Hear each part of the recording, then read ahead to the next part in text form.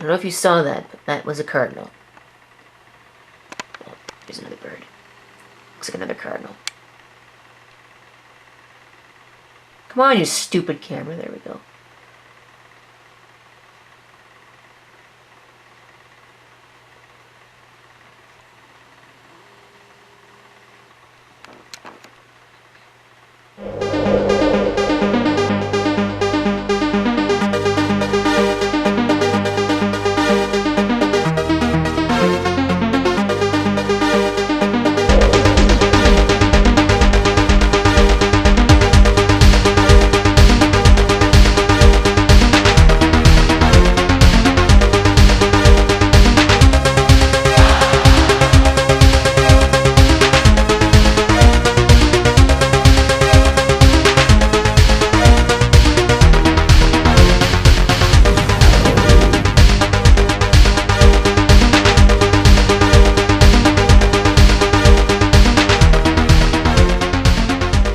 Greetings, viewers. This is CP666 signing on for what is probably going to be a general update video about stuff. I actually want to focus on something, but I'm going to touch on that later. There's a lot of stuff that I really don't need to update, but I'm just going to mainly ramble on about some junk that needs to be done this weekend, mainly because I have memory card space. I was expecting to make a 7-hour recording today, but we lost power about 2 hours into that recording, so this didn't, well, it would have been less than 2 hours into this recording because it's got a battery on it, but still, we lost power, and the reason why I know that is because everything was out. That was out, this was out, that had run out of batteries, and this was on and not recording, which I actually thought was really weird. I wasn't expecting that. So I've got memory card space. I don't know if I recorded what I wanted. Probably didn't. I did want to get this going off, but obviously I'm going to have to do that again on Monday because, well, it's got to get done. I have to test it and make sure that it works. Because if it doesn't work, then, well, you get the idea. Anyways, so I've done a couple of different changes here. I'm not sure if I've ever mentioned that I put the 3Com wireless card in there. It doesn't make much of a difference. Still only 10/100, or still only 10 megabits. Would you stop doing that? God, that is so irritating. Anyways, put the dual hub back here, just mainly to save on plug space. I'm actually installing Windows 8 64-bit on this, which is why this is out. That's something that needed to be done. I'm not going to make an entire video about it because it's not really worth making a video about it. You've seen Windows 8 installs before, and this is not really much different from that. I'm also going to have to take another look at that netbook and install updates on it, because it should have a couple of updates on it because, well, it is Linux.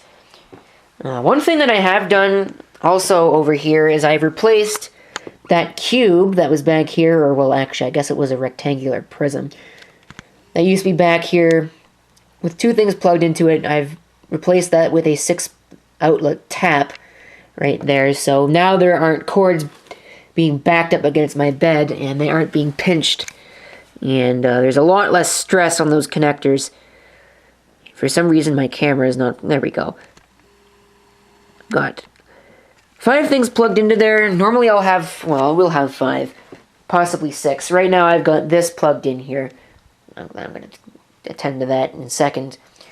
But if you're wondering where that prism went, or I call it a cube because that's an easier word to say, it's back here, as you can see by this 6-port thing, so I can plug in my netbook because that power adapter is way too big in terms of width in order to fit in one port, and that's really the only way that I can do it.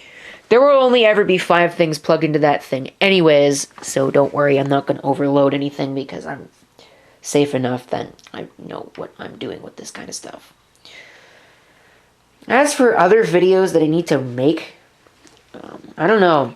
I have a free weekend, so I don't know what I'm going to be doing all this weekend, other than I know that I'm going to be putting Windows Embedded POS Ready 2009 onto the T42, which is in here.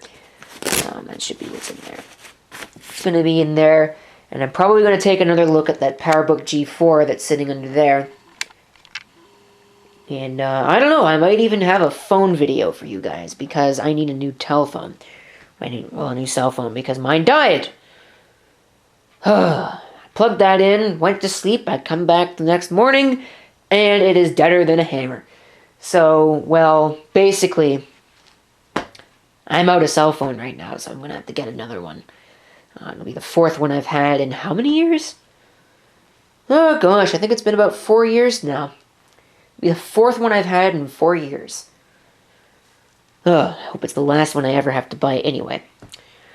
So now I want to get into the focus of today's video because there really isn't a whole lot else that I need to talk about. Focus of today's video is going to be hard drives and hard drive space. Why I need so much of it, why I've got it spread across so many drives, and why I don't have regular backups. And also what I'm planning to do about this in the very near future. So, for those that don't know, I've got about 7 hard drives hooked up to this system right now. And 2 floppy drives, they're sitting right there. I've got 7 hard drives and a USB drive sitting right here. That's a 32 gig Lexar Jump Drive S50. The boot drive and the OS drive, well, I guess they're the same thing. Boot and programs are stored on a 160 gigabyte Hitachi that I've had since I got the system. That was what this came with. My files are all stored on a 500 gigabyte WD Blue. I have another WD Blue, and yes, I realize that it's a Seagate enclosure, but there is a WD Blue drive in here. This enclosure used to house a drive. It was 320 gigabytes when I first bought it. The drive died, and I actually replaced it with this thing right here, and I'll get into that in a second. This enclosure doesn't close properly anymore. But, alright. So it's now got a 500 gigabyte WD Blue drive, and that stores virtual hard disk drives. So that's for all of my virtual machines. I don't throw away any VHDs. Which is a reason why I need a lot of storage, because I rarely throw away anything, because I never know when I could use it again. So as you can see, I'm using almost 300 gigabytes worth of that drive. And I think I'm going to have to replace it with a bigger one soon. But I'm not looking really forward to that. This drive right here is the oldest of the bunch. Not including this one, but I'll come back to this one as well. The oldest drive of the bunch. It's a little bit flaky. It doesn't like being powered up with this hub. I have to unplug it and plug it back in order for the computer to recognize it. But it does still work. There's no data corruption with doing that. And I'm using it to store ISO images. I have to go through those because there's a whole bunch of them that are on here that are probably not necessary. I'm using probably, well, a little bit under half of that drive. I'm using about half of my files drive, and this I don't ever plan on changing unless I upgrade it to an SSD, which I'm not ever planning to do anyway. Underneath that is a 1 terabyte Toshiba USB 3 drive that I got, well, it's been about a year. And it's running good. I use that to store all of my backups, but again, looks like we're going to probably start to run out of space here. And I've also got a 2 terabyte version of the same thing, which is a little bit thicker, that I'm using to store all of my video files. This external files is just storing a bunch of random crap. And that is a WD 800JB, which is an 80 gigabyte old IDE drive. So it's not really useful for a whole heck of a lot. The reason why I need so much space is, well, like I said, because I don't really throw a whole lot of stuff away. I don't keep raw videos anymore, because I've sort of found that it's a waste of time. I never end up using them anyway. And after I had my WD Elements drive fail with a bunch of raw video files on it, I didn't really care enough to keep any of the rest of them, because they're gone, and that's all that needs to be said about that. So I'm going to probably have to start upgrading some of these drives here, or I'm going to have to centralize some of this storage with like a NAS or something, but I don't have the money to be doing that. So I'm hoping that in about 2 weeks' time, I'm going to be able to upgrade a couple of these drives. Probably going to get a 1 terabyte to replace this, and this 500 gig will replace this 320 here. And this enclosure, this 80 gigabyte, is going to be replaced by that 320. And that's how that's going to work. And I'm also thinking of replacing that thumb drive back there and throwing those files onto the 320. And doing it that way. In fact, I might just throw those files onto the external files drive right now. But I don't know if I'm going to actually go through with that. There aren't a lot of files on there. This should be easy to do. I'm also probably going to get a couple of new enclosures. One to replace this, and one maybe to add another extra drive to house specific backups of like images as hard drives. I don't use backup programs because I find hard drive imaging to be so much easier to do. I don't have to waste my time reinstalling the operating system, so I just install or just re-image the system, and all of my files are there. Every once in a while, I will create a new image, and I'll use that in the event of having to do. I keep the last 2 images just in case something happens. So that's how I do things around here. And I guess that's pretty much it. You've probably noticed that there are no Seagate drives here, and that's because they have a horrible track record with me. A lot of people swear by them, and that's okay. If it works, use what works for you. Seagate doesn't work for me, so I just don't bother using them. I've used WD and Toshiba for a couple of years, and I've had no problems with them. The only drive I've ever had fail on me in the last year, or actually 2 years since I switched to Western Digital, was that WD Elements drive. That's the only one that's died. Of the several that I bought and have been using, I think that's pretty good. So anyway, that's about it for this video. Thank you for watching. If you have any comments, feel free to leave them down below. And this is CP666 signing off. I hope to see you next time. Till then. Oh yeah, and I'm sure you've probably seen this clock in my intro and been wondering what the hell is going on with that and why are there wires coming out of it. And that is because I've got this set up. I've got a whole bunch of external batteries, and I'm using that so I can provide more current so I don't have to replace the batteries as often. And I mainly have it so it's just like a novelty. I like the colorful display, and I want to know what the time is just by simply looking at it, because while I've got all those up there, every single one of them is on a different time. This one's going to need to be reset because of the power outage today. That knocked the timekeeping back a little bit, so I'm probably going to have to replace these batteries again soon, even though they're brand new. And yes, they're Duracells with Duralock technology, but that's what we bought. One of them is actually an Everready Gold. That's old. That was going to be thrown away, but it still works. Outlasted all the Energizers I used to have there.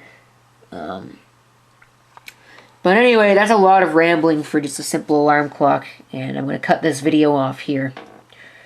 Thank you for watching, and you will see this soon. Spoiler alert. If you're wondering about the setup on this netbook, I'm running Mint 15 right now, but I'm updating it to Mint 16 as we speak. Excuse me. I've got a mouse plugged in, and it's this thing right here. This little Stilo laser sensing mouse model Slack-Yi. I don't get it either. Claims to be a Class 1 laser product, however, I sincerely doubt that it is anything other than a, it might actually be a laser. Let's not damage our camera, shall we?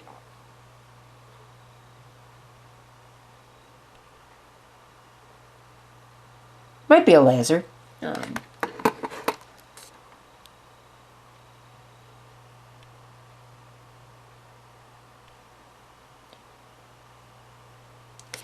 Yeah, anyway. Alright, so I do want to continue. Please work. So that should completely function. I'm using this mouse is really cheap, actually. It's supposed to be able to do 1500 DPI, however, it's a gigantic piece of crap and won't do it. It doesn't work when you set it to that DPI setting, of course. There's something rattling about in here, so it probably doesn't work, and that's the reason why. I can actually see a little red light on this thing, too. But the camera sees an infrared beam. It doesn't see the red, it just sees the infrared.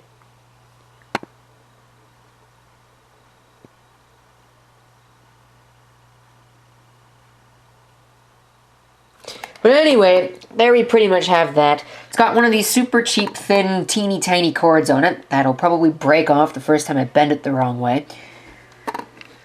But, I mean, at least it works, right? This is going to be thrown away. You can see it's quite used. A lot of the coloring is faded on these edges. But it still works. Barely. But it still works, so I think that's pretty good. So this should probably take a very, very long time. And hopefully that'll be done in the end. So this video has already come out a lot longer than I want it to be, so I'm going to cut it off here. Thank you for watching for the third time, and yeah, that's pretty much it for that.